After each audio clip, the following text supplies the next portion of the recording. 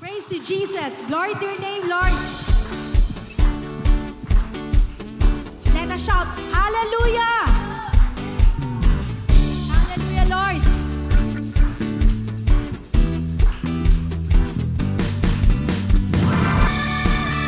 Jesus! Hallelujah!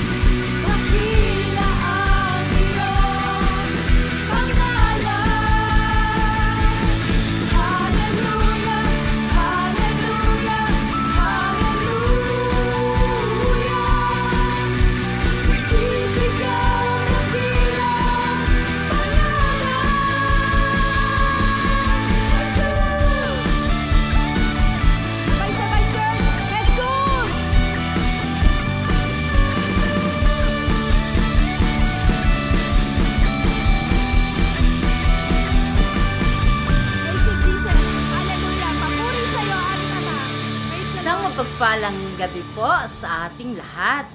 Minsan pa nga po, palakpakan po natin ang dakilang Diyos. Amen! Welcome po sa Midweek Fellowship.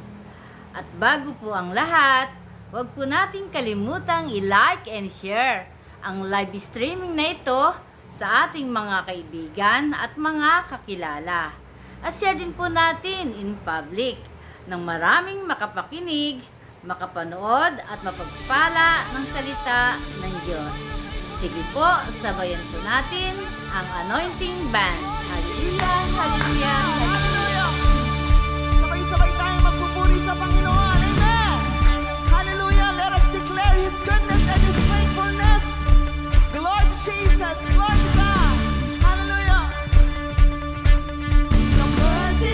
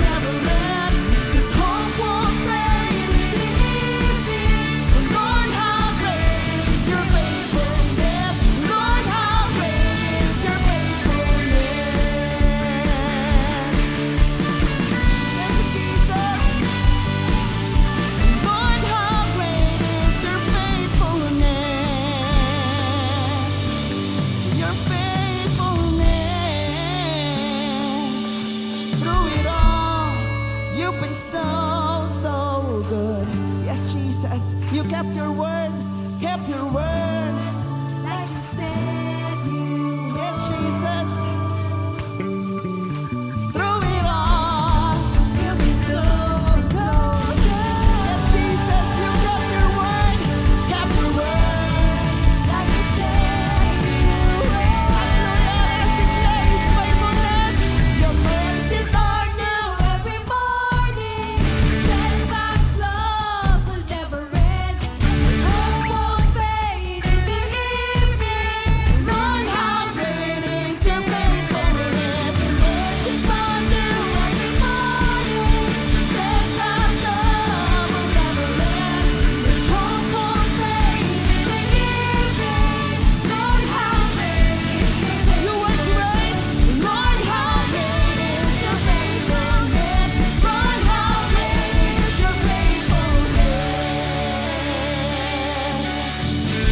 Thank you, Jesus. Hallelujah. Whoa.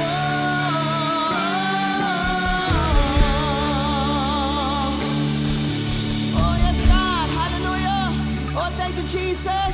Patuloy kami magpupuri at sasamba sa iyo, Panginoon. We will declare your goodness and your faithfulness. We will offer you praises, Lord. Hallelujah. Ano bang sitwasyon ng buhay namin, Panginoon? Thank you, Jesus. I'll praise in the valley. I'll praise on the mountain. I'll praise when I'm sure. I'll praise when I'm doubting. I'll praise when outnumbered. And I'll praise when surrounded. 'Cause praise is no waters. My enemies drowning. Yes, Jesus. As long as I'm breathing, I've got a reason to praise the Lord, oh my soul.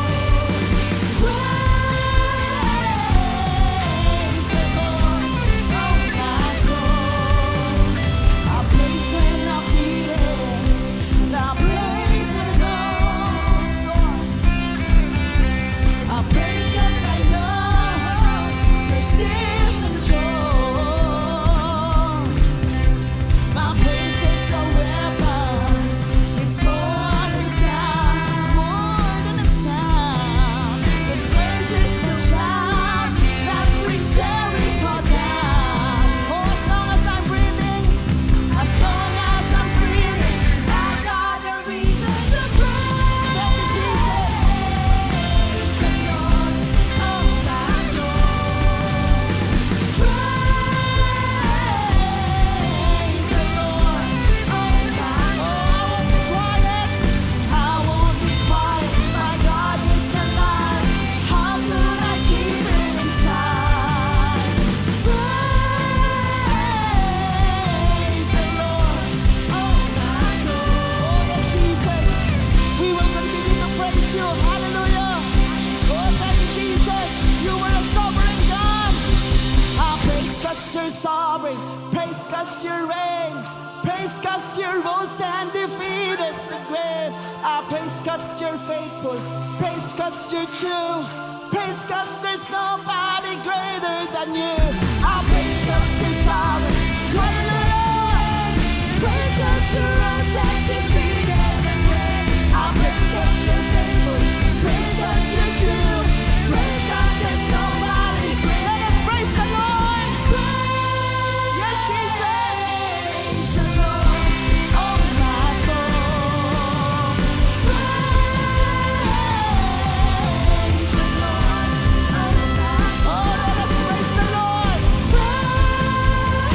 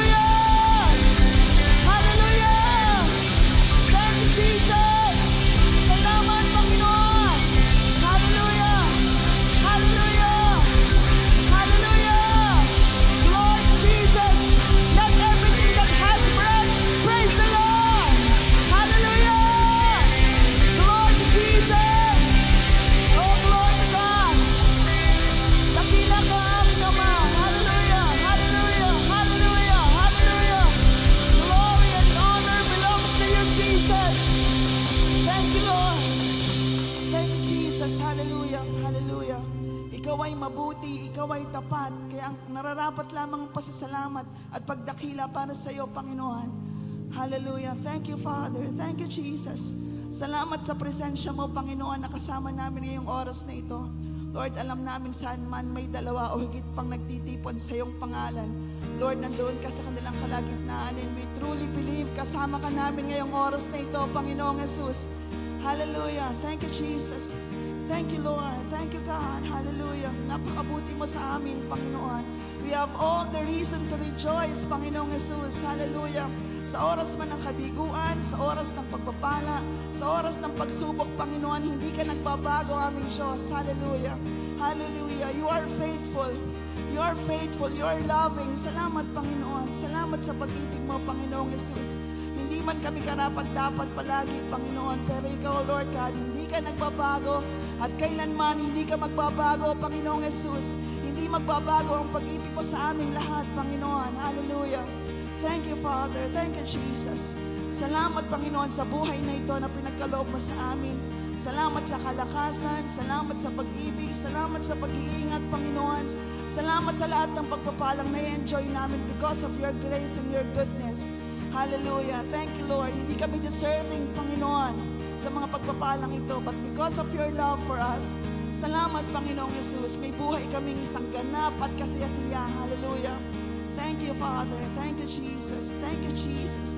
We will praise you. We will worship you. We will thank you. We will lift your name on high. Hallelujah. Thank you, God. Thank you, Jesus. Thank you, God. Kaya sa oras na ito, aming Diyos, maging pleasing sa pandinig mo, Panginoon, ang tinig ng iyong mga anak na nagpupuri at nagpapasalamat. We will declare your goodness. Isa kang mabuting Diyos sa lahat ng oras, sa lahat ng panahon. You're good and great, God. Hallelujah. Hallelujah. Hallelujah. Hallelujah. Hallelujah, Jesus. At hindi namin alam kung anong buhay namin, Panginoon, na hiwalay sa iyo, Panginoong Jesus. Kaya pinagpapasalamat po namin ang moment na ito, ang pagkakataon na ito, na nakapagpupuri kami, nakapagbabalik kami ng pasasalamat para sa iyo. Because you deserve the highest praises. You deserve all the glory, Panginoon. Hallelujah. Hallelujah. Kaya mga kapatid, sa oras na ito, sama-sama tayong magpuri at magpasalamat sa Panginoon. Let us offer our praises to God. Hallelujah. Let us be true in worshiping the Lord. Iwanan natin kung ano man yung mga humahadlang sa puso at isipan natin. Let us focus on Jesus. Focus on Jesus sa oras na ito. And let's bring back all the glory that He truly deserves. Hallelujah. Thank you. Thank you, Lord. Hallelujah. Let us worship the Lord. Hallelujah. Thank you, God. Thank you, Jesus.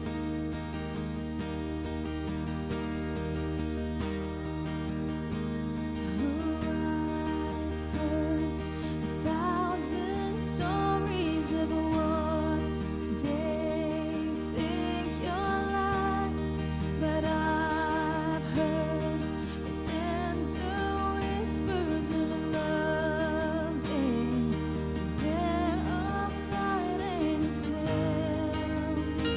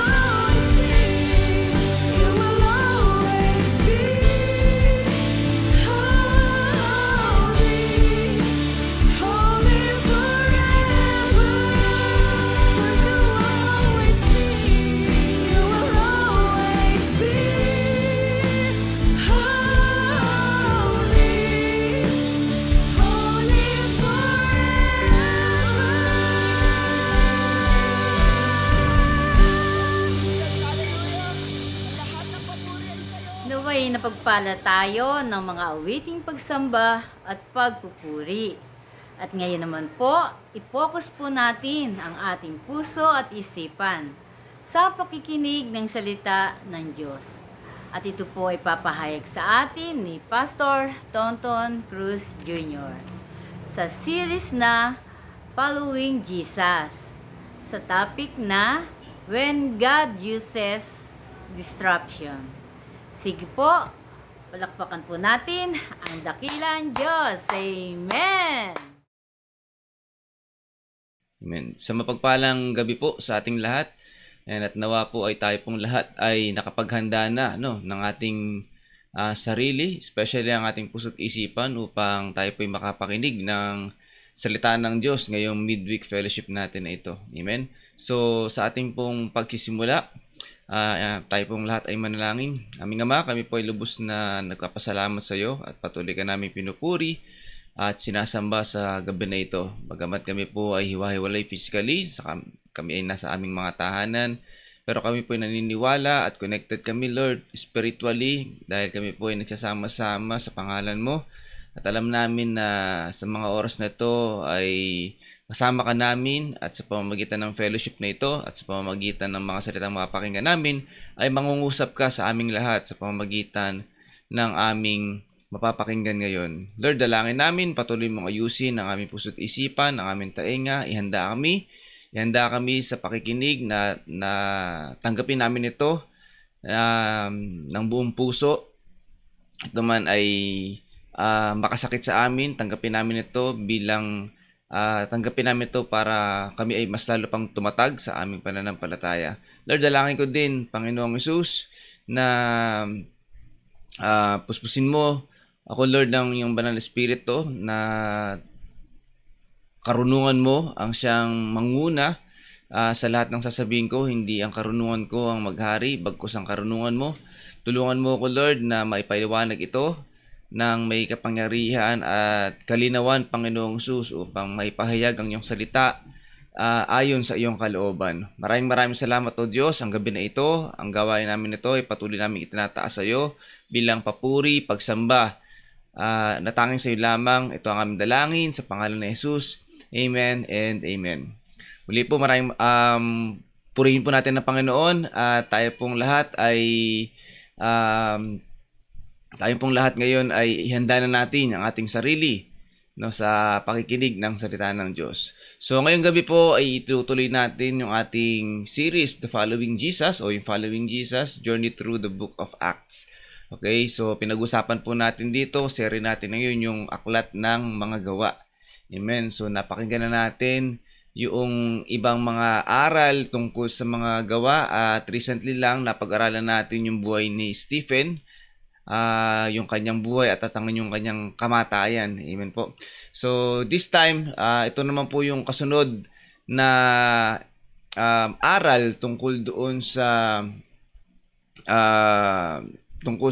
aklat ng gawa. So sa gabi po na ito, ang topic po natin ay When God Uses Disruptions. Okay?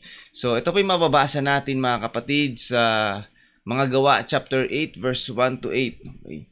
So napakaganda rin po nung topic na ito, Napakaganda rin po noong message dito sa gawa 8. Bagaman ang tatalakayin lang natin, pagpo-focusan natin ay yung verses 1 to 8.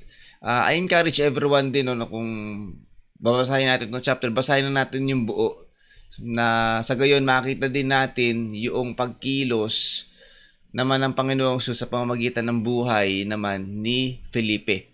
Amen. So mamaya, usisain natin, o hindi naman usisain, papahapyawan natin ng kaunti yung buhay ni Felipe, na makita natin yung aral na sa buhay niya. Amen. So si Stephen po at si Felipe ay kumbaga sa school ay magka-batch po sila. So parang meron silang similarity dun sa pagkakapili sa kanila para humayo. Amen. So basahin po natin ngayon itong topic natin, Gawa chapter 8 verses 1 to 8. Sinang-ayunan ni Saulo ang pagpatay kay Esteban. Nang araw na iyon, nagsimula ang matinding pag-uusig laban sa iglesia sa Jerusalem. At maliban sa mga apostol, ang lahat ng sumasampalataya ay nagkawatak-watak at napunta sa iba't ibang lugar sa lupain ng Judea at Samaria. Si Esteban naman ay inilibing ng mga taong may takot sa Diyos at tinangisan ng gayon na lamang. Samantala, sinikap ni Saulo na wasakin ang iglesia. Pinasok niya ang mga bahay-bahay at kanyang kinaladkad at ibinilanggo ang mga sumasampalataya, maging lalaki o babae. Amen. So, grabe yung yung nangyari dito, no, na pag-uusig na ginawa doon sa mga mananampalataya sa pangunguna ni Saulo, and soon to be magiging apostol ni Jesus Christ, no, si Paul. Ipinangaral ng mga mananampalatayang nagkawatak-watak sa iba't ibang lugar ang salita saan man sila magpunta. Pero gayunpaman, sa kabila ng pag-uusig na yan, pinakita dito sa salita niya, kahit na nagkawatak-watak sila, ipinangaral nila ang salita ng Diyos saan man sila magpunta. Nagpunta si Felipe sa lungsod ng Samaria at ipinahayag doon ang Kristo. Amen. Nang marinig ng mga tao si Felipe at makita ang mga himalang ginawa niya, nakinig silang mabuti sa kanyang sinasabi.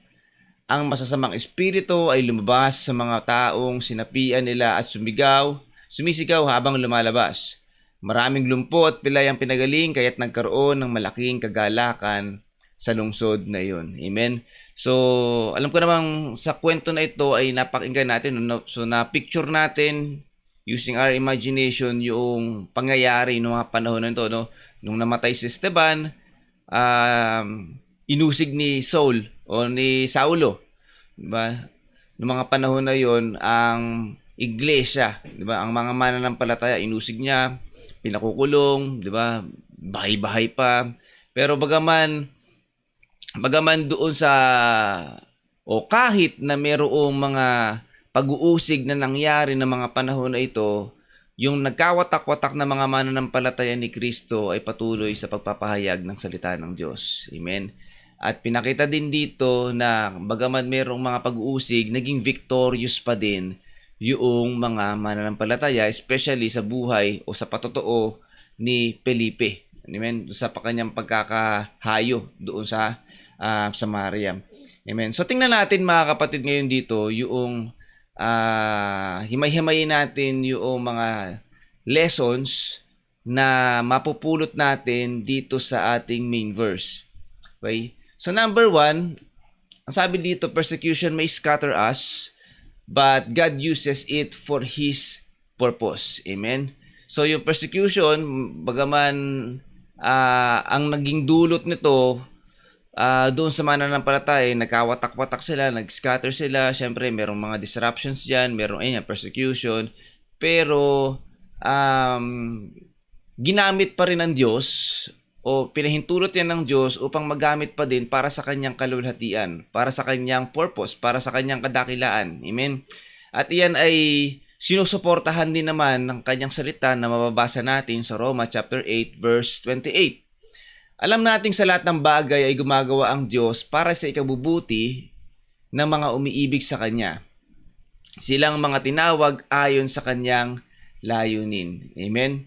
So, naunawaan natin sa talata na ito, sa verse na to, na mayroong purpose o gumagawa ang Diyos para sa ating ikabubuti.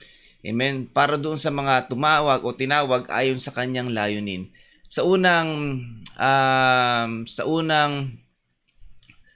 pagdinig o sa unang impression natin dito, no, laging papasok sa isipan natin, ang ginagawa ng Diyos ay laging para sa ating ikabubuti.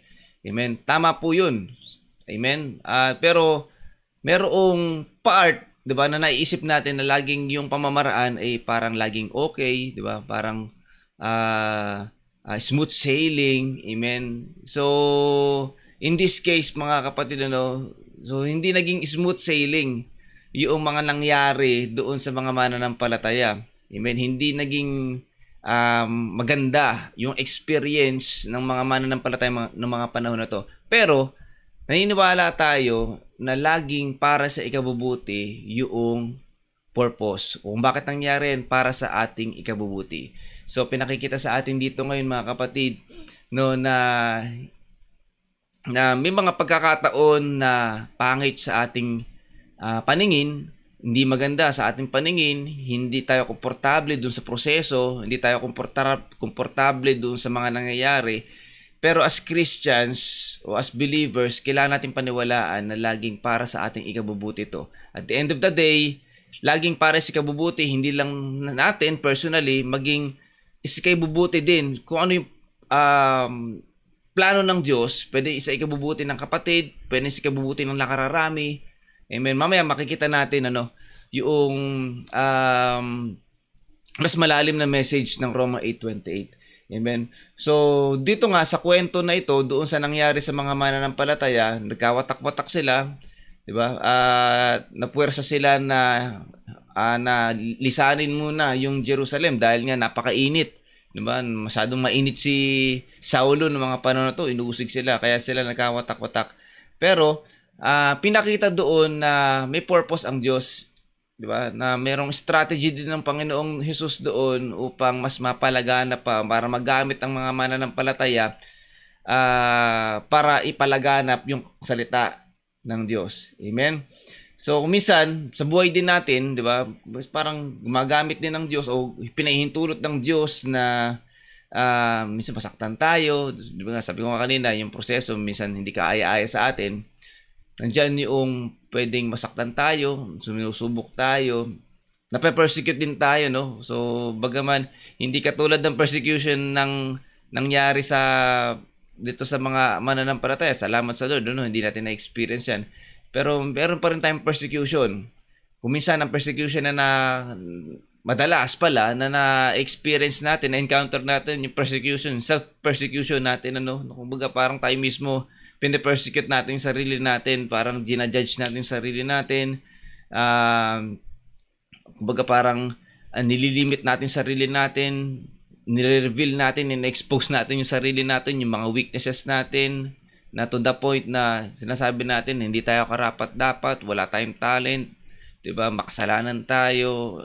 At 'yan ang ginagamit ng kaaway personally sa atin para magkaroon tayo ng self-persecution. At bukod pa doon, syempre yung mga taong nakapaligid sa atin na hindi nakakaunawa ng pananampalataya natin, So nandiyan yung pinagtatawanan, tinutukso tayo. So iba't ibang persecution din yung mga na-experience natin. Amen. Pero, sabi nga natin, gumagawa ang Diyos para sa ating ikabubuti, no? So, yung mga persecution na despite the trials, the pain, mga persecution, laging para sa ikabubuti pala natin ang mga nangyayari na iyan. Amen. At gayon din, syempre, kumisan, baka ang tingin natin, parang, ano ba to? Diba? Parang, naglingkod na nga ako, tapos ganito pa yung nangyayari sa akin. Amen. So, isa sa lesson dito, baka kasi kumisan nadadaya tayo, ng mga nangyayari sa buhay natin. Parang hindi natin makita yung tunay na purpose. At ang nakikita lang natin, yung pinagnadaanan natin. Amen. So, nawa sa oras na to, 'di ba? Ma-remind tayo na, 'di ba, na kaya pala tayo dumadaan sa mga ganyang persecutions, pagsubok, trials, or pains, 'di ba? Meron palang talagang may divine direction pala ang Diyos sa atin. Parang sa pamamagitan ng pangyayari na yun sa buhay natin, dinadirect tayo ng Diyos doon sa kanyang kalooban para sa atin. Amen. At kuminsan, hindi kasi natin nakikita yan kapag all is well. Diba? Hindi natin napapansin yung direction ng Lord kapag okay tayong lahat.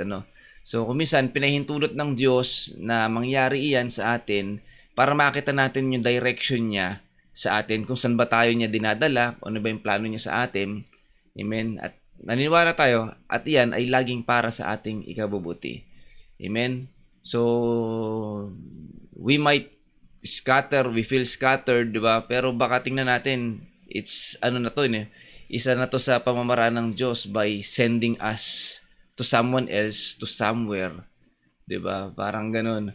So, tingnan natin yung mga ganung part ng Christian life natin. So, I hope na ma-remind din tayo dito na wag lang natin tingnan with our own physical eyes yung mga nangyayari sa atin, bagkus tingnan din natin, 'di ba, yung message o yung wisdom ng Lord kung bakit nangyayari to. So ako naman naniniwala hindi naman pinagkakait ng Lord yung ganyang karunungan sa atin, ano. Kaya nga sabi niya sa kanyang salita, kung meron mang kulang sa atin ng karunungan, humingi siya, pagkat ang Diyos ay sagana sa mga bagay na iyon, ano, at di siya madamot. Amen. So kung meron tayong hindi maunawaan, let's ask for wisdom para mas maunawaan natin yung mga bagay na ito. Amen. Okay? So tingnan natin, ano. So bukod doon sa mga mananampalataya na persecute, diba? Tingnan din natin yung buhay ng mga ilang kapatid natin, ano, sa Old Testament o sa istorya sa Biblia.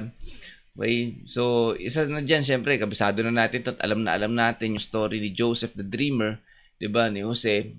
Okay? So, alam naman natin yung story niya na trinador siya ng kanyang mga kapatid dahil nainggit sa kanya. At bukod doon, dapat nga papatayin, ano, pero ang ginawa, binenta, diba? Binenta doon sa mga sa Ehipsyo, diba? At bukod doon na paratangan pa ng maling akusasyon, di ba? Yung kaya sa asawa ni Potiphar at na-imprisoned. Amen. So, kung titingnan natin, parang wasak yung buhay ni Joseph, di ba? Parang ano ba naman, puro kamalasan. Parang gano'n, ano? Parang wala na bang magandang mangyayari sa akin? Okay, puro na lang pagsubok, puro na lang sablay. Okay, so pero alam naman natin yung naging istorya, no? There's a purpose kung bakit pinahintulot ng Diyos mangyari yung bagay na yun. Amen? So, nung napadpad siya doon sa bilangguan, di ba? Nakausap niya yung isang cupbearer doon, nakapwa niya bilanggo na nakalaya. Amen? At nakapag-sharing sila doon, nakapag-alam na siya ay, nasabi niya roon na siya ay nakakapag-interpret ng mga panaginip. At nung nakalaya nga itong cupbearer na ito, ganun yung sitwasyon nung paraon na meron siyang struggle doon sa kanyang panaginip na hindi niya maunawaan na laging yun napapanaginipan niya. So, kumbaga, na-recommend niya si Joseph na ganito nga. So, pinalaya siya at to make the story short, na-interpret niya yung dream and bilang kapalit, naging parang kanang kamay siya, okay, ng paraon noon. At sa pagiging kanang kamay niya noon, diba, nagkaroon siya ng power. Okay? Nagkaroon siya ng power upang yung purpose ng Diyos ay mangyari para hindi lang para sa ikabubuti ni Joseph, bagkus para din sa ikabubuti ng lahi ni Joseph. Diba? So, sabi nga sa Genesis 50:20, masama ang inyong ginawa laban sa akin, sabi ni Joseph, 'di ba, dun sa kanyang mga kapatid. Ngunit ito'y ginawang mabuti ng Diyos upang matupad ang layuning iligtas ang maraming tao. Amen. So, ako naniniwala na yung process na direction ng Diyos kay Joseph, 'di ba, nabilanggo, nabenta, 'di ba?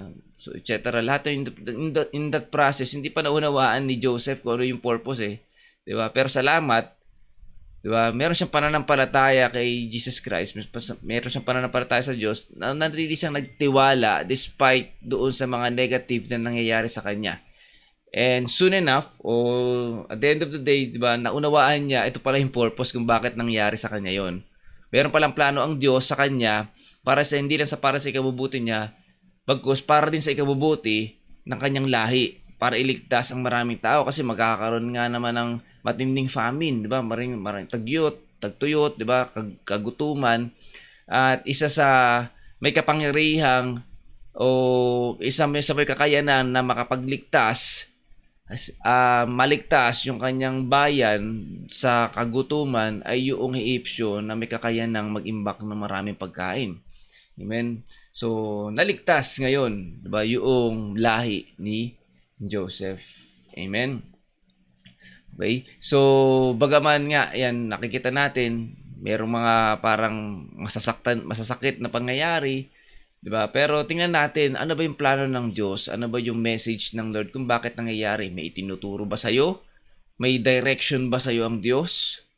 Okay? So, yun yung mga titingnan natin. Tularan natin din si Jose dito, no, na nanatili siyang nagtitiwala, nanatili siyang nananampalataya sa Panginoong Hesus. Amen? So, tandaan natin, kahit nasa sitwasyon na lugmok, hirap tayo, God is always working kahit di natin nakikita.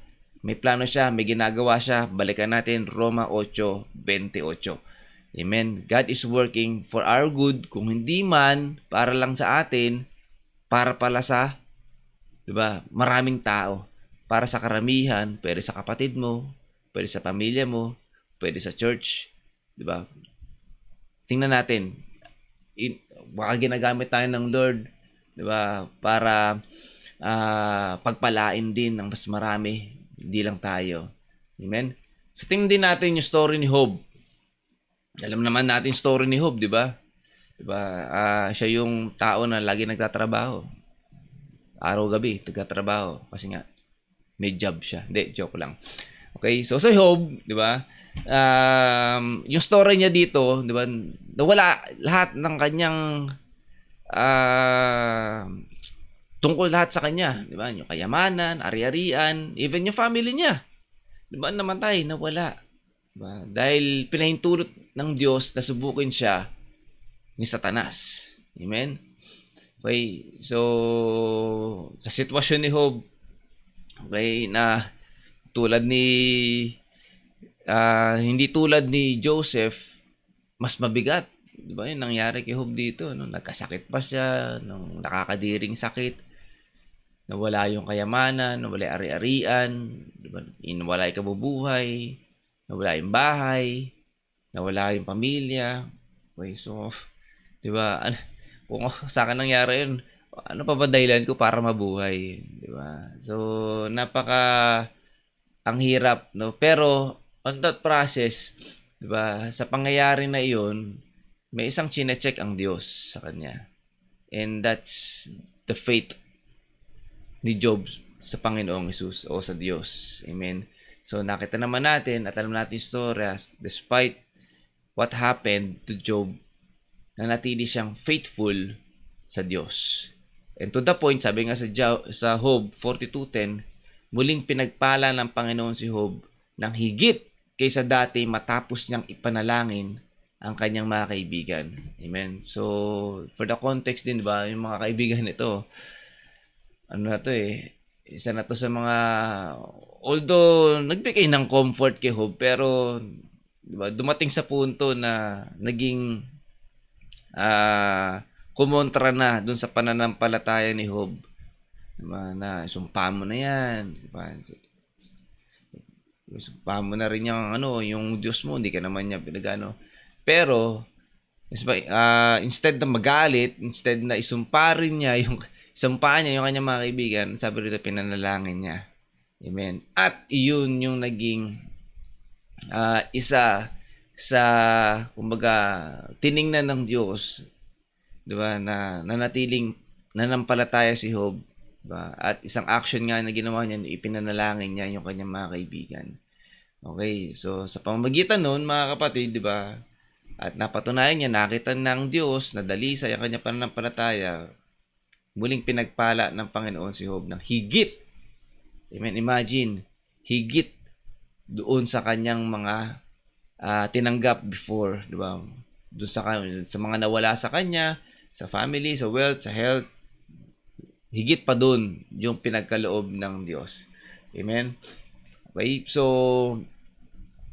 Job remained faithful sa Panginoong Hesus. Okay, hindi niya tiningnan, 'di ba, yung mga bagay na meron siya. Amen. So isa yung sa magandang message, no, na sa atin parang, 'di ba, kapag nawalan ka ng trabaho, nawalan ka ng mahal sa buhay, na-scam ka, nawalan ka ng malaking halaga. Amen. So parang ang impact sa atin, parang 'di ba, masakit na masakit talaga. 'Di ba, na parang ah, parang wala nang saysay, parang pang mabuhay. May ganung pagkakataon, 'di ba, na nararamdaman natin 'yan. Pero 'di ba, doon sa ipinakita ni Job, 'di ba, na attitude niya o yung character niya doon as a faithful servant, pinakita doon, inillustrate ni Job doon na hindi siya nabubuhay para sa mga bagay na kayang ibigay ng mundo. Amen. Hindi siya nabubuhay para sa pamilya, hindi siya nag-exist para sa pamilya, hindi siya nag-exist para sa mga bagay o mga yaman na meron ng mundo na nakamit niya. Hindi siya nag-exist dahil sa mga, diba, sa yaman o sa mga ari-arian na meron siya. Okay, so ibig sabihin hindi iyon yung buhay niya. Amen. Pinakita dito na ang buhay niya ay ang pagsandig at ang pananampalataya sa Panginoon. Amen. So nawa, ito rin yung maging message din sa atin patungkol dito, no? Dapat hindi tayo nabubuhay para sa mundong ito. Okay. Bagaman merong kirot, may sakit, kung mawala man ito, meron tayong a little, ano bang tawag sa term na ito? Dependent, parang ganun, sa mga bagay na meron dito. Pero nawa, hindi yun yung maging buhay natin. Amen? Pwedeng ipahintulot ng Diyos mawala yung mga bagay na yan. Yung pinundar mo, pahintulot ng Diyos na mawala yan. Amen? Just for us to realize, di ba, hindi yan ang buhay mo. Hindi yan ang purpose kung bakit kita nilikha. Diba? Amen? So, kung baka nangyayari sa atin yung mga bagay ito, may mga nawawala na mga bagay sa atin, baka yun yung message, yun yung direction ng Lord, di ba, sa atin, na hindi tayo ginawa para diyan. Di ba? Na matutunan natin, i-accept natin sa buhay natin na we are created to glorify God and not to satisfy ourselves through the, di ba, yung mga gifts o kayang ibigay ng mundong ito. Amen? Okay? So, kung iyan yung experience natin, iyan yung mga pagsubok na pinagdadaan natin, baka ito yung direction sa atin ng Lord. Amen? Para pa rin sa ating ikabubuti. Amen? And once we realized yung mga bagay na ito, baka maging katulad din ni Job. Diba? Baka mas lalo tayong pagpalain, higit pa doon sa meron tayo. Amen? Baka kasi minsan nabubulag tayo na ito na yung buhay natin, ito na yung mundo natin, ito na yung Panginoon natin. Amen? So, God is a jealous God. Amen? So, lagi naman natin napapakinggan sa ating community na ang turo natin, di ba? If we want to follow Jesus Christ, if we want to follow God, kailangan nating limutin ang ating sarili. And that includes yung mga bagay na possess natin, di ba? O yung mga bagay na meron tayo. Amen? Amen? Okay, so tingnan din natin yung story ni Moses. So si Moses, ano din siya, no? Failure din siya bago pa siya hirangin ng Diyos na, di ba, isugo sa Ehipto para ligtas yung Israelites. Okay? So dahil nga kumbaga bago pa siya tawagin ng Diyos, di ba, nung nagkaroon siya ng crime, napatay niya isang Egyptian, naglayas siya. So, nagpagala-gala siya sa wilderness. So, yun, at, di ba, kumbaga parang, wasak siya nun. Diba? Down siya nun dahil parang, yun nga, nakagawa siya ng, hindi maganda o nakapatay siya. Yun, dahil, siguro, bukod doon, gulong-gulo rin yung isipan niya, di ba, na parang, kung makapanood nga natin yung mga Prince of Egypt na ganyan, parang maraming nagsasabi sa kanya, you are not a real, diba, Egyptian, diba, kalahi ka ng mga alipin. Amen. At nandun din yung pakiramdam niya na yung meron siyang simpatya doon sa kanyang mga sa mga alipin o yung mga Israelites. So gulo-gulo siya, hindi niya alam yung kanyang tunay na pagkatao at nakapatay pa siya. Kaya noong siya ay naglayas, di ba, nagpagala-gala in wilderness, talagang wasak si Moses ng mga pagkakataon na yun. Amen. Pero isa yun sa ginawa din ng Diyos, di ba? Preparasyon para mawala siya sa comfort zone niya. And habang nawawala siya sa comfort zone niya, yung pagiging ligaw niya, yung pagiging confused, di ba? Hindi niya alam kung saan siya patungo, hindi niya alam kung saan siya. Amen. At iyon yung hinahanap ngayon ni Moses na kasagutan, at doon nangusap ang Diyos. Amen. Doon nangusap ang Diyos, doon pumasok ang Diyos para siya ngayon ay suguin ng Diyos sa Ehipsyo o sa Ehipto. Amen. So, sabi nga sa Exodus 3:10, "Kaya't halika, susuguin kita kay Paraon upang ilabas mo sa Ehipto ang aking bayang Israel." Amen. So, alam na natin yung istorya sa pamagitan ni Moses at sa tulong at kapangyarihan ng Panginoon ng Hesus sa ating Diyos, sa tulong at kapangyarihan ng Diyos, napalayas o nailis na o napalaya. Diba? Napalaya ni Moses ang Israelites, diba, sa Ehipto. Amen. Okay, so pinakikita rito hindi na importante sa Diyos kung ano man yung mga past natin, kung ito man yung sabi ko kanina, meron tayong mga self persecution, no? Yung parang tayo mismo pina-persecute natin yung sarili natin. Makasalanan ako, malaki yung ginawa ko in the past, masama yung ginawa ko in the past. Hindi ako karapat-dapat tumarap sa Diyos. Okay, kung iyan yung bumabagabag sa atin, mga kapatid, amen, mga kapatid, hindi na tinitingnan, di ba, ang past natin, hindi na tinitingnan ng Diyos ang past natin, at hindi rin yung mga past mistakes natin ang magka-cancel noong plano ng Diyos para sa atin. Amen. So, walang kinalaman yung past natin doon sa plano ng Diyos. Kapag pinano ng Diyos na ikaw ay kanyang gagamitin kanya anuman ang nakaraan mo. Amen? So, yung katulad ni Moses, yung pagwa-wander niya sa wilderness na hinahanap niya kasagutan, diba? Naging preparation yun ng Diyos para sa kanyang calling. And siguro ganun din, may mga tanong tayo, meron tayong mga hinahanap na kasagutan. Amen. So tingnan natin yung kasagutan at hanapin natin yung kasagutan sa Diyos for us. Baka yun yung gamitin ng Diyos para ma-prepare tayo. Okay, so tingnan naman natin yung story ni Paul. Okay, so si Paul naman, syempre, diba? Ito yung Saulo kanina na binabasa natin ang musig, no? So, after siyang tawagin ng Panginoong Hesus para maging apostol o maging lingkod ni Jesus Christ, pinalitan yung pangalan niya bilang Paul. Okay? So, si Paul naman dito, gaya ng nabasa natin kanina sa Acts 8, diba? Siya yung nagpapakulong, diba? Siya yung nanggugulpi, nagpa-persecute doon sa mga mananampalataya, no? Sa mga iglesia. Amen. So, yung mga panahon na ito, isipin nyo, no? Kuha ko naman si Paul, di ba? Parang ganun din, ano? Ano ba hindi na ako karapat dapat, lumaban nga ako sa iglesia mo, lumaban ako sa church. Ako pa ubusig ng kapwa mananampalataya. Excuse me. Tapos, ibibilang pa ako bilang, di ba, lingkod ni Jesus Christ, paano na lang yung mga kapatid, mga mananampalataya na nasaktan ko? Paano na lang yung mga kapatid na inusig ko, di ba? Na binigyan ko ng burden, binigyan ko ng sama ng loob. Okay? So, paano na lang yun?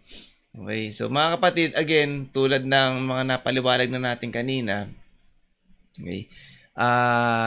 Accepted ni Jesus Christ lahat ng limitations natin, lahat ng mga flaws natin, lahat ng past mistakes natin. Amen. So, wag nating tingnan yan as greater than the grace of God. Amen. Laging mas malaki ang pag-ibig at pangunawa ng Diyos doon sa mga kakulangan natin. At siya'y makapangyarihan na pwede niyang gawing platform yung mga mistakes natin o yung mga limitations natin for His glory. Amen?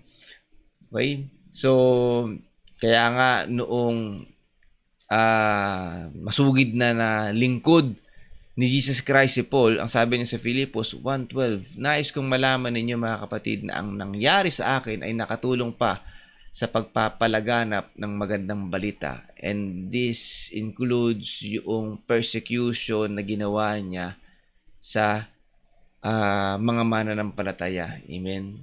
So yung life testimony niya is nakatulong pa para sa pagpapalaganap ng magandang balita.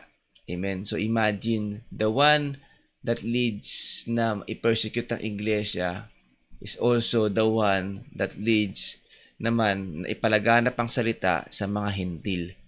Amen. So kung titingnan natin yung transition, di ba? It's ano lang to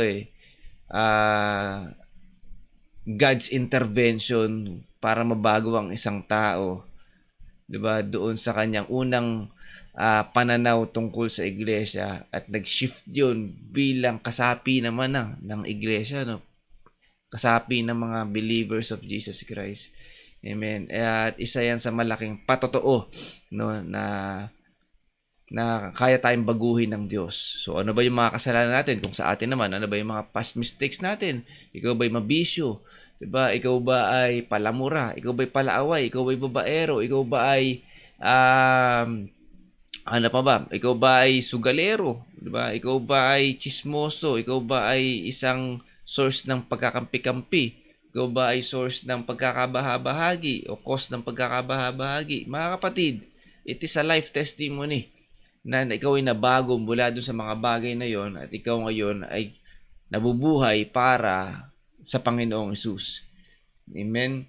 So, mga kapatid, yung mga bagay na ito, no, yung mga nangyari ito dun sa mga examples natin, no, hindi lang ito parang theory, hindi lang ito parang malaman lang natin. Amen. So, totoo po, no, totoo na nangyari ito at totoong may intervention ang Panginoong Hesus sa buhay ng mga kapatid natin ito. Amen. It's a pattern, no. So kung titingnan din natin, wala namang pinili ang Diyos na banal. 'Di ba? Talagang karapat dapat agad, no. So lahat nagsimula sa madungis, lahat nagsimula sa, 'di ba, sa pagiging makasalanan, nagsimula sa pagiging wasak at basurang buhay. Pero ginamit ng Diyos ang mga bagay na 'yan, 'di ba, upang tayo po ay gamitin o parang sila ay gamitin at gayun din sa atin. Amen. So kung titingnan natin mga kapatid, no, kung titingnan natin yung God, yung balik natin yung Roma 8:28 na gumagawa ang Diyos, 'di ba? Kasama naman nagmamahal sa kanya para sa ating ikabubuti. Amen. So sabi ko nga, hindi sa lahat ng pagkakataon laging hindi sa lahat ng pagkakataon maganda yung proseso. Maganda yung pagdadaanan. 'Di ba? Kuminsan masakit, kuminsan mahirap, kuminsan masalimuot yung pagdadaanan. Amen. Yun yung plano ng Diyos para para tayo ay mas mapabuti. Amen. At with regards doon para sa ating kabubuti, di ba? As believers, dapat tingnan din natin, baka kasi makita natin, parang hindi naman para sa aking ikabubuti yung nangyayari. Amen. So, wag natin lang tingnan, ikulong sarili natin doon sa atin. Amen. Baka kasi ginagamit tayo ng Diyos, diba, doon sa process na yon para naman sa ikabubuti ng iglesia, tulad ng nangyari kay Jesus Christ. Amen. So in the process o yung nangyari kay Jesus Christ, yung sa siyang buhay hanggang sa po siya ay dinakip, pinarusahan, di ba, tinorture, at pinako sa krus, namatay at nabuhay muli. Masakit yung process na yun, hindi maganda, ano. At nakikita natin, para sa kanya bang ikabubuti yun? Parang hindi, di ba? Hindi mo para sa kanya ikabubuti. Kasi siya ang napahamak, namatay pa siya. Amen. Kung titingnan natin to sa perspektibo natin, ano, pero kung titingnan natin yung perspective ng Diyos sa kanyang pagiging omniscient, pagiging makapangyarihan as sovereign, amen, pinakikita naman doon, ang nangyari kay Jesus Christ ay para sa ating ikabubuti. Amen. So, sa atin, pinakikita dito, kung meron tayong mga disruptions, kung meron pag-uusig na nangyayari sa atin, tingnan natin, baka nangyayari sa atin to, hindi lang para sa ating kabubuti, o maging para doon sa kapwa natin, para sa kanilang ikabubuti. Amen. Kaya tayo tinuturuan, kaya tayo hinuhubog para sa ikabubuti pala ng kapwa natin. Diba? Dinadirect tayo na parang kung ikaw ay ma-develop, ma-realize mo yung bagay na ito, gagamitin ka ng Diyos doon sa kapatid na ito, sa tao na ito, para maging patotoo, diba? Para maging witness, para maging way, para marinig niya ang gospel. Amen? So, yun lang. Tingnan natin yung ganung mga aspeto ng pangyayari sa buhay natin as Christians. So, number 2, the gospel cannot be stopped. Amen? So, nabasa natin kanina, sabi nga sa Gawa 8:4, ngunit ang mga nagkawatak-watak ay naglakbay at ipinangaral ang salita saan man sila magpunta. So, hindi naging dahilan yung pagkakawatak-watak, hindi naging dahilan yung persecution na ginawa ni Saulo sa mga mananampalataya, at hindi naging dahilan yung nawala sila sa comfort zone nila, which wherein sa sa Jerusalem. So hindi nangyari o hindi iyon yung naging dahilan para hindi magpatuloy ang salita ng Diyos. Amen. So nagpatuloy po ang salita ng Diyos kahit na sila ay under pressured pa, 'di ba? Kasi 'di ba, baka paglabas nila nandiyan na pala nasa labas din yung mga huhuli sa kanila. Dahil kahit na may pressure, kahit na may takot, 'di ba? Nanatili silang naglilingkod at nanatili sila sa pangangaral ng salita ng Diyos. Amen. So sabi nga sa Isaiah chapter 55 verse 11, amen. Gayon din ang aking salita na lumalabas sa aking bibig, hindi ito babalik sa akin na walang bunga. Tutup din ito ang aking kalooban at isasagawa ang aking layunin. So, mananatili, no? So, sabing sa salita ng Diyos, Isaiah 55, tutup din ito ang aking kalooban at sasagawa ang aking layunin. So, lahat ng salita ng Diyos, hindi ito babalik sa Kanya ng walang bunga. So, ibig sabihin, mananatili talaga itong ipapangaral hanggang sa makarating ito sa dulo, kaduluduluhan ng daigdig. Amen? So, ito ang layunin ng salita ng Diyos. So, kahit anong gawin, kahit ano pa mang disruptions, kahit ano pa mang persecutions, pain, sufferings, kahit ano man yung ma-experience natin na yan, mananatili dapat ang salita ng Diyos na ipangaral. Amen? So, sabi nga, the gospel is unstoppable. So, hindi dapat yan ma-stop, hindi dapat yan mapatigil. Amen. Even yung mga nagpa-persecute, hindi niya kayang patahimikin ang salita ng Diyos. Okay? At gayon din, pinakikita rin dito mga kapatid na every believer is a messenger, not just the pastors. Okay? Hindi lang yung mga mangangaral. So lahat ng believer mga kapatid ay messenger of Jesus Christ, messenger of the word. Amen. So, kung ikaw ay believer of Jesus Christ, amen. So, isa kang messenger. Amen. So, pag sinabing messenger, ikaw ay, 'di ba, takapagpahayag ng mensahe ng Diyos. Amen.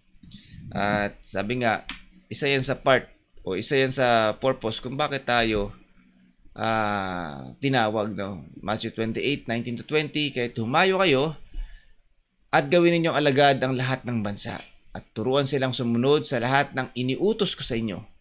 At tandaan ninyo, ako'y kasama ninyo sa lahat ng araw hanggang sa katapusan ng panahon. Amen? So, ang Great Commission is for all believers. Ang Great Commission na ito hindi lang para sa mga pastor, preachers, teachers, o ministry members. So, if you are a believer, part tayo o part ka ng Great Commission na ito at isa ka sa inatasan na gawin ito. Amen? So, kapag sinabing humayo ka, gawin gawin ninyong alagad ng lahat ng bansa, hindi lang ito tumutukoy na kailangan mong ibang bansa, magpunta sa maraming lugar. Amen?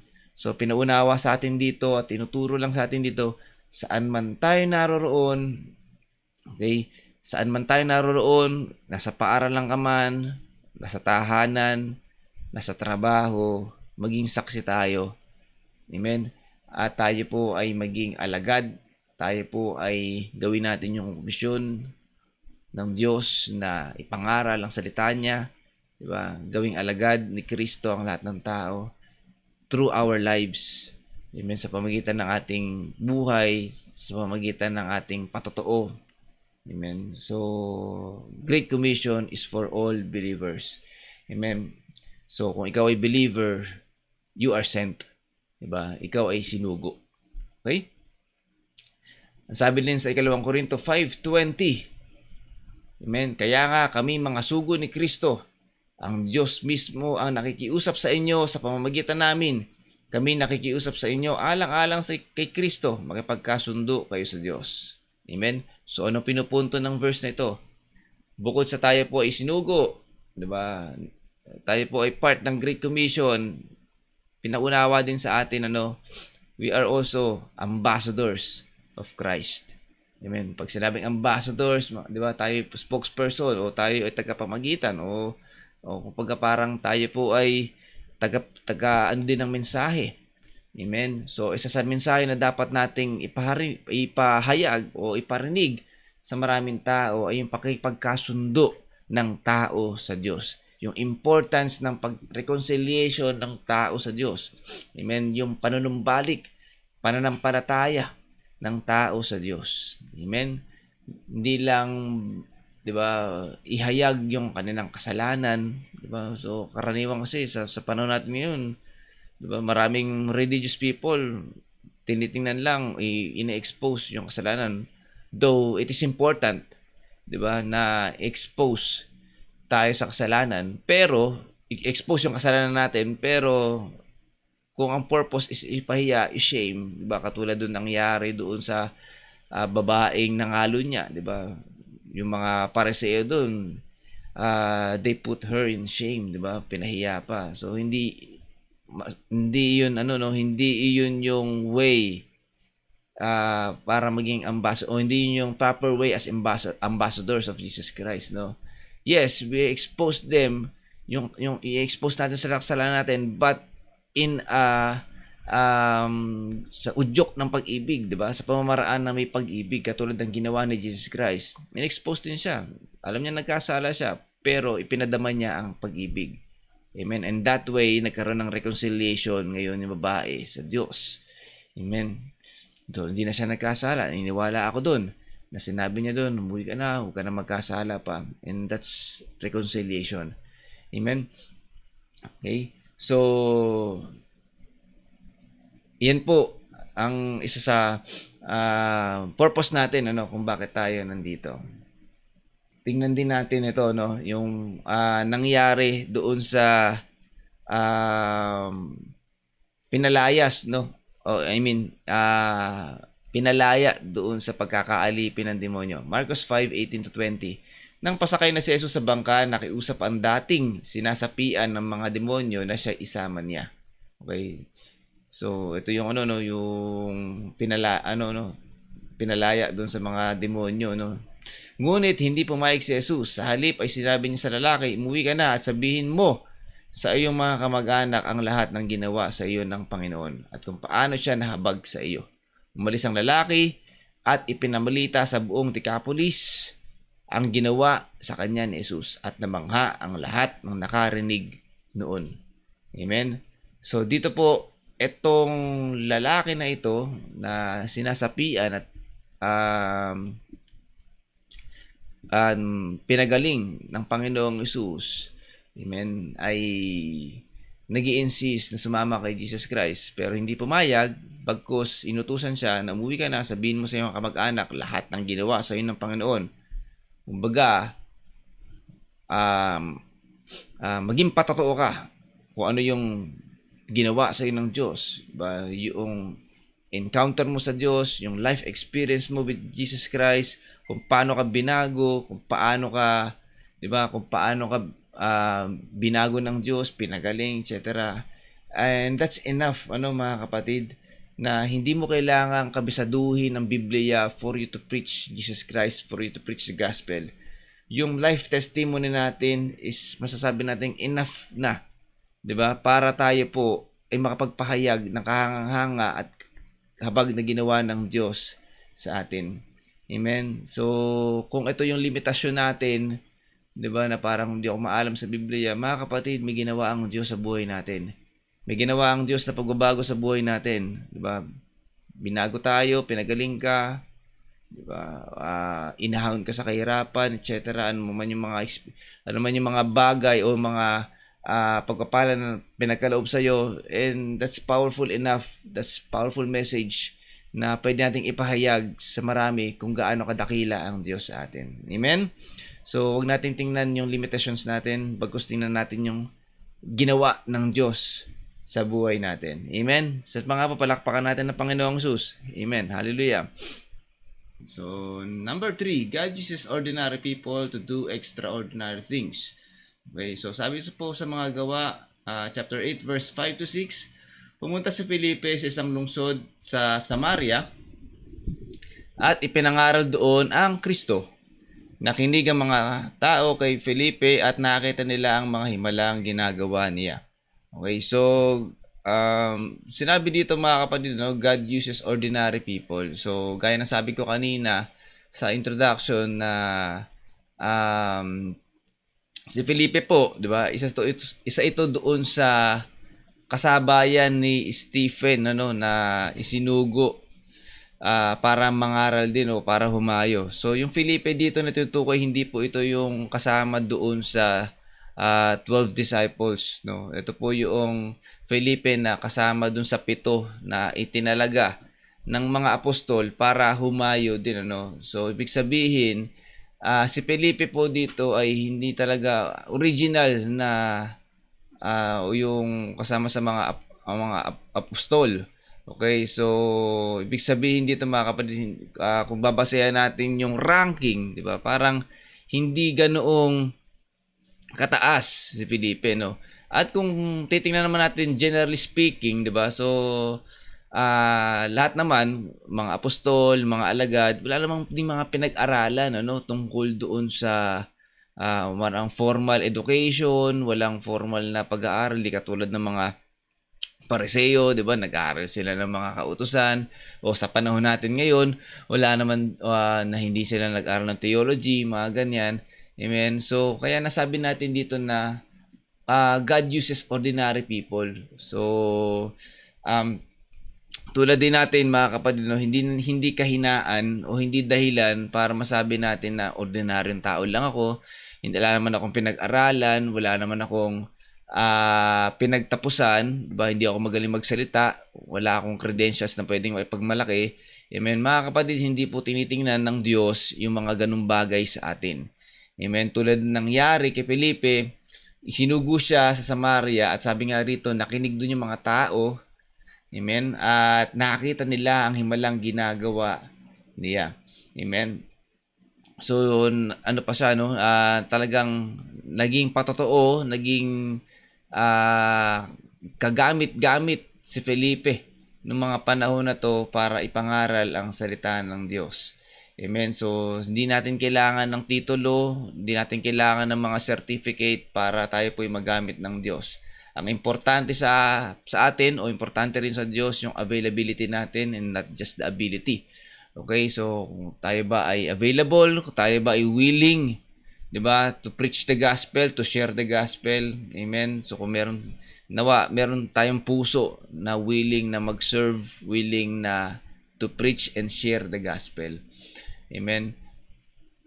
So ang sabi nga sa 1 Corinthians 1:27, pinili ng Diyos ang mga itinuturing na hangal sa sanlibutan upang hiyain ang marurunong, at pinili niya ang mahihina upang hiyain ang malakas.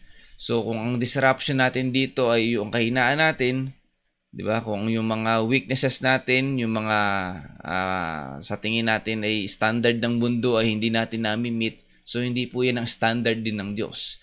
Amen. Hindi po 'yan ang pamantayan niya. So sabi nga dito, pinipili ng Diyos ang mga itinuturing na hangal sa sanlibutan upang hiyain ang marununong. Amen. Dahil nga ang Diyos po ang pinagmumulan ng ganap na karunungan, at kayang ipagkaloob ng Diyos ang karunungan sa taong kahit na sa tingin ng mundo ay hindi marunong. Amen. So walang imposible sa Diyos. Siya po ay sagana sa lahat ng bagay. Kaya kung ang limitations natin at ng mga reservations natin sa buhay ay hindi ako marunong, wala akong pinag-aralan, mga kapatid, huwag natin tingnan yan at tingnan natin kung paano tayo gagamitin ng Diyos. Magtiwala ka, nagagamitin ka niya, at magniwala ka, gagamitin ka talaga ng Panginoong Hesus. Amen. So number 4, where the gospel goes, joy follows. Amen. So mga Gawa chapter 8:7-8.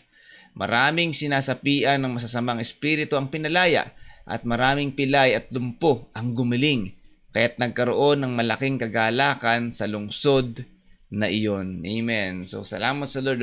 So pinakikita dito na at the end of the day, kung nasaan man ang gospel, nasaan man ang word of God, nasaan man ang salita ng Diyos, nandoon ang kagalakan. Amen. Hindi lang kagalakan, maging lahat ng pagpapala, love, peace, joy. Amen. Pagpapalaya, pagpapawalang sala, 'di ba? Salvation, nandiyan lahat ng 'yan, mga kapatid. Amen. So kahit na sa pinakamadilim na yugto o pinakamadilim na lugar tayo dalhin ng Diyos o magulo. Amen. Kung bit-bit natin ang salita ng Diyos at gagamitin tayo to preach the gospel, mga kapatid, mag-uumapaw ang kagalakan sa lugar na yon at magkakaroon ng liwanag na makikita ang mga tao na nasa kadiliman. Amen. So, ang totoong kagalakan, siyempre kung matatandaan natin yung napag-aralan natin nung Sunday, yung joyful and peaceful heart, amen. Talagang ma-experience natin 'yan. It is not earned, it is not achieved, 'di ba? Para sa ginagawa natin dito sa mundo. Amen. Ang peace and especially itong joy ay it is a gift from God. Ito ay nagmumula sa Diyos.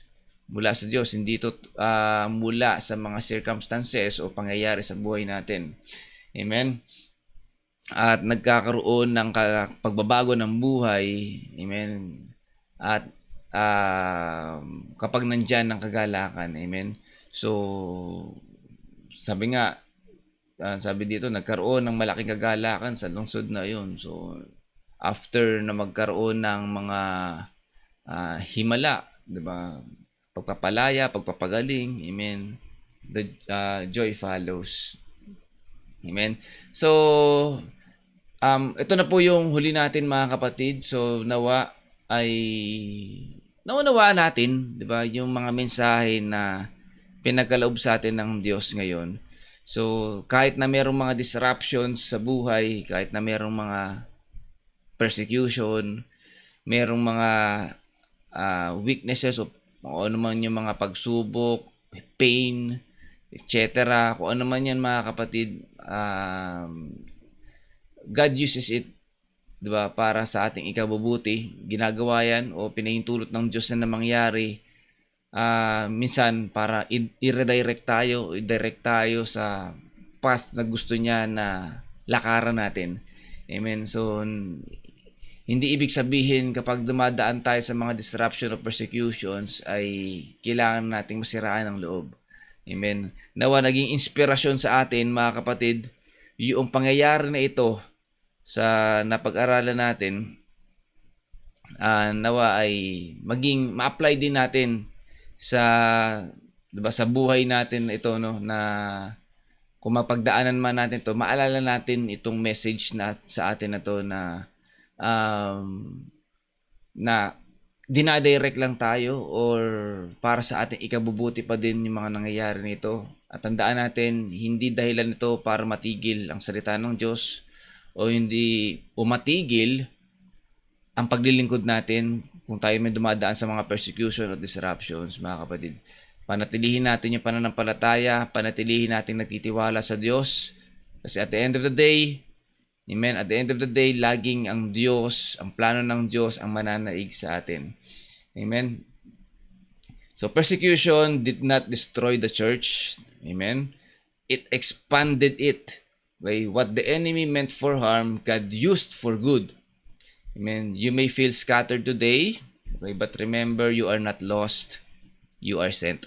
Amen. So maganda yung conclusion natin, ano, maganda yung panghuli na message sa atin.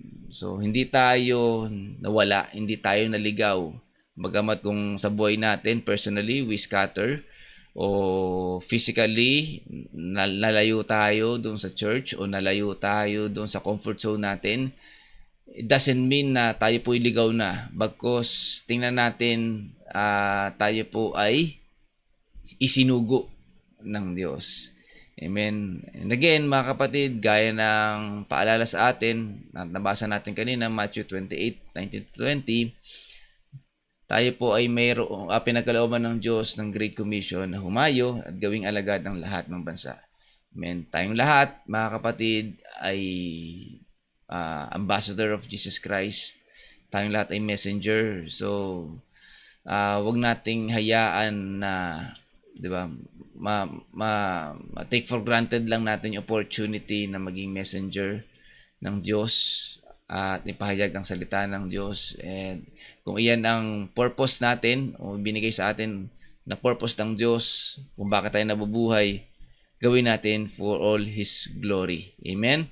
So nawa ngayong gabi ay patuloy tayong napagpala at nawa ay i-keep natin itong mga salita na to sa ating puso't isipan, i-apply natin ito nang may katyagaan, may pananampalataya sa Panginoon. Amen? So nawa, napagpala tayo at tayo po'y manalangin. Aming Ama, maraming salamat po, Panginoong Hesus, sa mabiyayang salita na pinagkaloob mo sa amin.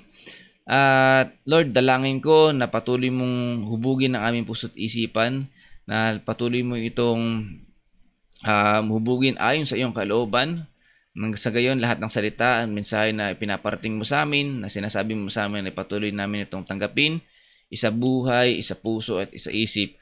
Maraming salamat, O Diyos, sa lahat ng mga pagpapaalala mo sa amin through your word, sa pagpapaalala sa amin na kung minsan ay kami naliligaw, minsan ay nagiging directionless kami. Lord, salamat sa iyong salita dahil patuloy mo kaming binibigyan ng direction sa buhay bilang mga mananampalataya.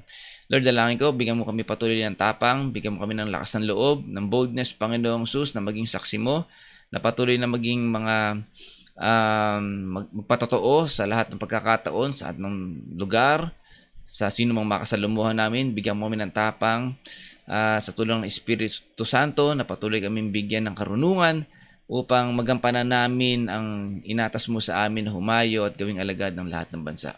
Maraming salamat, O Diyos, sa lahat ng pagpapalang tinanggap namin mula sa iyong salita, sa kagalingang, physical, spiritual, mental, Panginoong Hesus, emotional. Maraming salamat, O Diyos, sa kalusugan na pinagkaloob mo sa amin, sa lahat ng mahal namin sa buhay, sa lahat ng kapatid ko sa pananampalataya, sa lahat ng magagawa namin sa lingkod, Lord, sa po ng kanilang buong pamilya. Maraming salamat, Lord, sa pagpapala na ipinagkaloob mo sa aming lahat. At ang lahat ng ito, Panginoong Hesus, ay tinataas namin na may pagpupuri, pagsamba, kadakilaan at pasasalamat tanging sa iyo lamang. Ito ang aming dalangin sa pangalan ni Jesus. Amen and amen. Muli po, God bless po sa ating lahat at patuloy po tayo maging pagpapala sa lahat.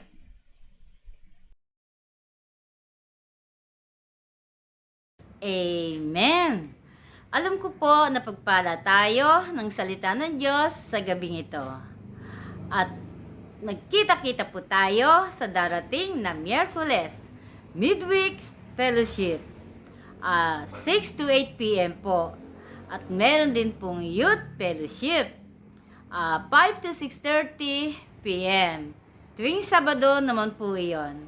At meron din po tayong Sunday Fellowship. Isang 9 to 11 a.m. at isang 2 to 4 p.m. At bilang pagtatapos ng ating gawain, pastor natin, mahal natin. Ang community natin ng lingkod, mahal natin. Ang pamilya natin, mahal natin. At ang tema po ng taon, tapat na lingkod ni Kristo, buhay na patotoo. God bless us all.